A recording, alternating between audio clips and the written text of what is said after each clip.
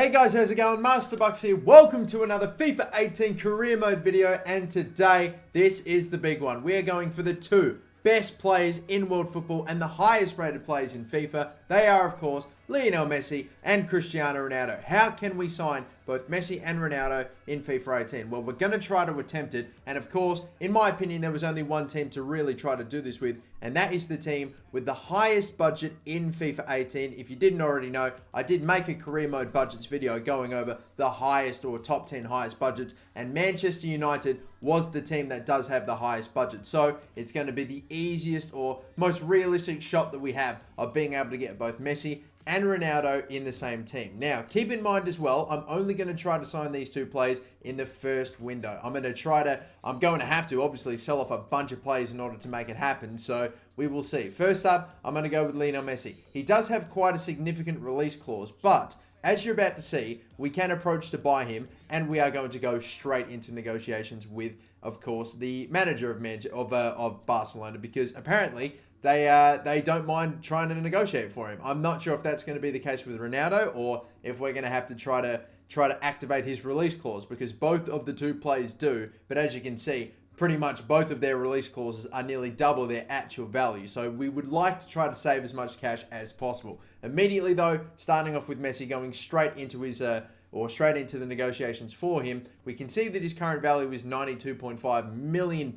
I'm going to try to offer something maybe around about a little higher, or a little lower, should I say, than his actual value, because as you can see, he is in the last year of his contract, so that might still work out. But at the same time, I don't want to insult him, the actual manager of Barcelona, and then he just walks out the room, which I was worried that was what that offer was going to do, but thankfully not. Their rep, or should I say, not the actual manager, is asking for £118 million in worth of a transfer fee, which again, considering that his release clause is nearly £190 million, I mean, that's pretty decent, and I'm happy to work with it. So trying to find the halfway point, or around about the halfway point here, maybe a little over, £105 million worth of a transfer sum for Lionel Messi. I think that could be the final one, or maybe they're just going to say, as I suspected, that that is not good enough, and that they are pretty much only accepting the £118 million, which, with all things considered, yes, it is about nearly 30 million over his actual current value, but it looks like that's the cheapest we're going to get it for, that we're going to get Lionel Messi for. I'd much rather pay that than his actual release clause, which is nearly 70 or something crazy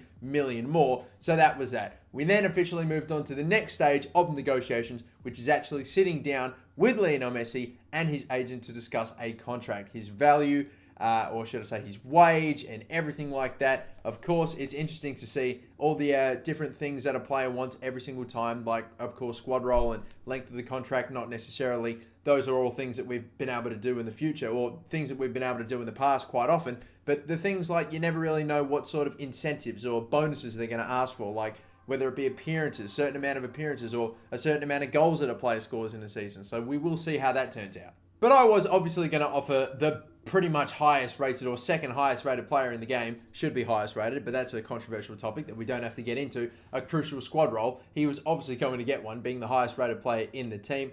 We're going to offer him a 3-year contract. That's what I've decided to go with some of the players that are, I would like to think, in their 30s, because if you offer a player in their 30s a 5-year contract, the chances are that they're not going to really want to accept it. I think a player in the later stages of their career normally doesn't. So 3 years does tend to work out quite well. Maybe if you're up for it, maybe 4 years, who knows, but still.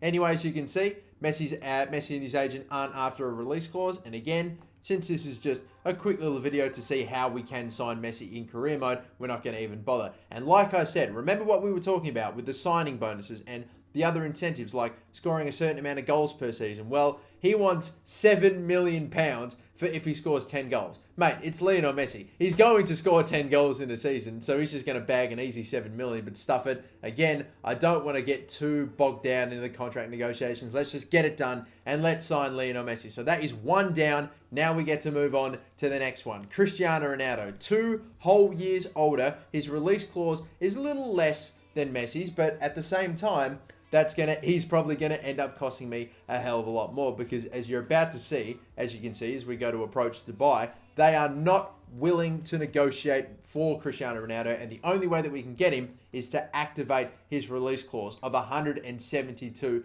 million, which again is just nearly, or it is pretty much double his value, even more than that. And with the budget that we have left after the Lionel Messi deal, that's just not going to happen. So the rest of this video, or the rest of this transfer window, becomes revenue raising. And I swear, no one is off limits. I'm going to transfer list a bunch of pretty decent players, but not absolute starting players or crucial players like De Gea, Pogba, Lukaku, or anything like that. But if an offer for one of those players comes their way, and I feel like I can get a fair bit for them, and I really need to make the cash happen if I want to sign Ronaldo in this window, I'm going to make it happen. But as you can see, we're transfer listing players like, for example, I think I transfer listed Valencia, maybe not, but still, guys like Rojo, Carrick, and I think I skipped by Smalling, but all of those sort of players, maybe not starting 11 players, but still quite solid players. Darmian was one, for example, and now we move on. We are going to get bombarded, hopefully, just a barrage of offers for some of our players, and every single time I do get a player, I do get an offer, I'm not going to accept it straight up, because I do want to get the most amount of cash for that player possible, and I'm not even going to bother going into the negotiations as well. I'm pretty much going to do this in my actual career modes as well. I'm just going to delegate to my assistant manager to get me the best deal possible. Maybe sometimes I will be negotiating in real contracts or in a real career mode and stuff, but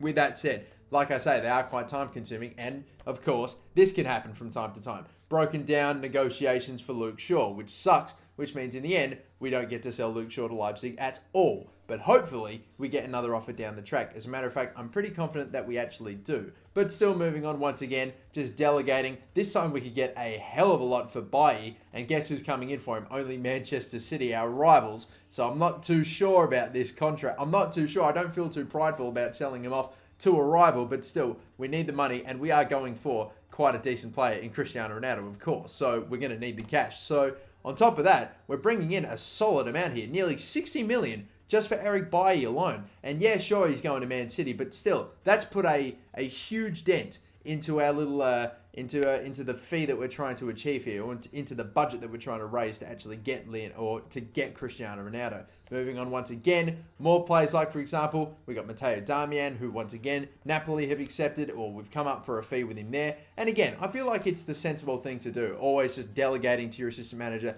to try to increase the amount every single time. I mean, that's what I was doing previously. I never just straight up accept an offer unless it's absolutely bonkers or ridiculous, or it's a player that I just want to get rid of, just regardless of how much we sell him for. But the fact is, I always counteroffer, and I think this year, the counteroffering, you can either just do it yourself through negotiations, which would take forever, or quite a while anyway, or you can just do this if you feel confident in your assistant manager, just delegating, which you've seen me do pretty much every single time now. And I believe I'm probably going to do the same with Pereira, because so far he's done a pretty good job. I mean, every now and again, he will break down the deal, which, I mean, is unfortunate, but it's just stuff that happens. I mean, you're going to send, back in previous career modes, you're going to send a counter offer, and it's going to be too high, and they're going to bugger off. But anyway, as you can see, we're only 10 or 20 million pounds off of the actual transfer fee that we need to pay to actually, trigger the release clause. But we still need to raise, despite all that, £500,000 worth of wage to actually pay the guy when we get there. So it's crazy. We need to make some of these sales happen as quickly as possible. We need Marcos Rojo to be sold, and we definitely could try to sell on some other players. Like we've got Lindegaard there as well, another player. I need to get max cash, because £500,000 a week still eats into quite a fair bit of your transfer budget. That's for sure. If you're going to try to change the percentages in your budget, it's really going to eat in quite a fair bit. Obviously, £500,000 bloody pounds. So much so that for this one against Juan Mata, or for this deal for Juan Mata, I really had to try to bump up the transfer fee to the most amount possible. I wasn't expecting him to get 35 million for him. I was expecting a counter offer, but Zinedine Zidane, the fucking cheap ass, walked straight out of there. I was almost considering, how badly do you want Juan Mata? Would you be willing to trade Cristiano Ronaldo for him? But then I thought, nah, that's probably not going to happen. Anyway, though, we have made it to the deadline day. The chances of us being able to get Ronaldo are looking very slim, especially with the broken down negotiations for goddamn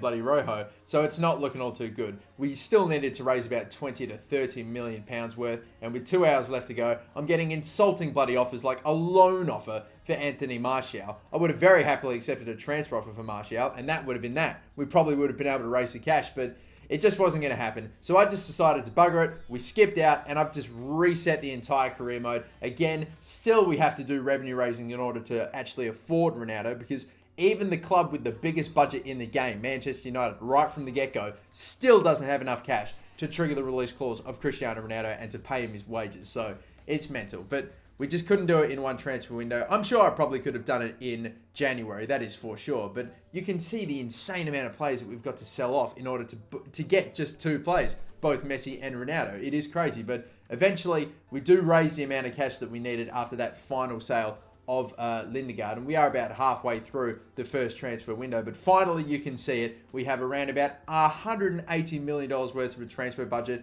and nearly $1 million worth of wage. Now, the last time we did this, it was pretty interesting because the club wouldn't hear us out in our offers for Cristiano Ronaldo the last time we did it, but this time, after resetting the career mode, they were actually willing to talk to us and negotiate with us. So we could have still paid off his extraordinary bloody, we could have afforded his buyout or his release clause, but now this time they were like, yeah, sure, let's talk it out. So why the hell not? If we can get him for cheaper, then let's try to get him for cheaper. But once again, I still imagine we're going to have to pay quite a fair bit over his current value. But with that said, his release clause being the 170 million that it is, I'm still pretty sure we could get him for much cheaper than that with this. So immediately you could see me throwing in a transfer offer of 100 million, which is absolutely bonkers. As a matter of fact, I think, wow, I even go even higher than that. This was recorded a while ago, but geez, 140 million to start. I don't even know if I should have gone that big. But still, even then, that's 13 million pounds that we are saving right there, just alone on that transfer fee,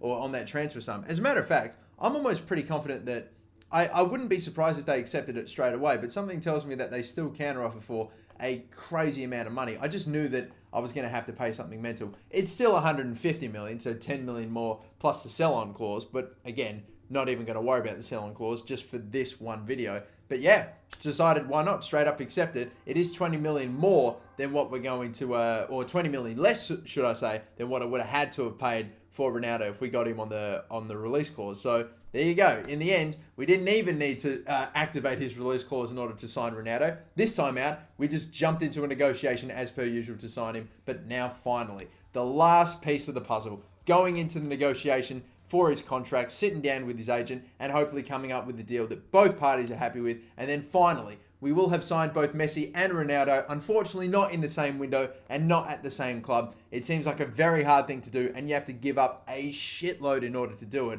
I imagine you're probably going to have to go into the catalogue and pick up some sort of a, what's it bloody called? You're going to have to pick up some sort of a club take, you're going to have to get a takeover, an injection of cash in order to get both the players in without just completely just plowing through your players and just offloading a bunch of really solid players. It's just so much to ask for, man. It's crazy. But anyway, he wants $500,000. He wants a crucial first-team squad role. We're pretty much going to give that to him. 3 years, once again, for a player that, as you can see, 32 years of age. He's getting on quite a fair bit. But at the same time, they're still happy with 3 years. So I feel like, once again, I've already noted, what am I saying? I've already talked about this. But whenever it's an older player in their 30s, I'm giving them 3 years. And anyone below the age of 30, I'm giving them a 5-year deal. So yeah, we'll see how that goes anyway. They wanted a release clause, interestingly enough, which was even more than the 170 odd million that they had or that Ronaldo had at Real Madrid. 214 and a half, if you want to be specific, or really specific, 600,000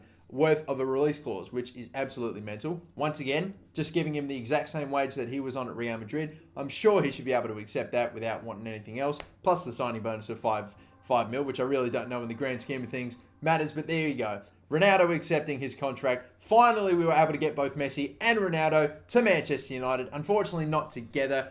I don't know, man. It's definitely a challenge this year. You have to, I've already said it, so much you've got to give up in order to make it happen. And you require so much capital, so much cash. But there we go. Ronaldo and Messi both bought in FIFA 18 career mode. That's how you get it done, guys. Thank you so much for watching. Do not forget to like and subscribe if you have enjoyed. Of course, more FIFA 18 videos, both career mode and Ultimate Team, coming out very soon. Until next time, my name's MasterBucks. Don't forget to like and subscribe, and have a good one.